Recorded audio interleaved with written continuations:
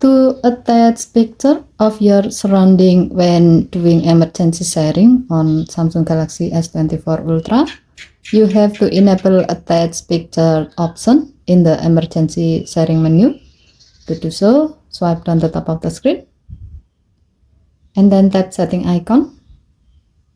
Scroll down the screen to find safety and emergency. Tap safety and emergency. Tap emergency sharing. Under share your surrounding section, tap the gray on offset next to attach pictures until the switch turns blue to turn it on. When this option is on, when you are calling emergency service with emergency SOS feature, your phone will automatically take pictures of your surrounding with the front and rear cameras to include them in your SOS message and then send the message to your emergency contact.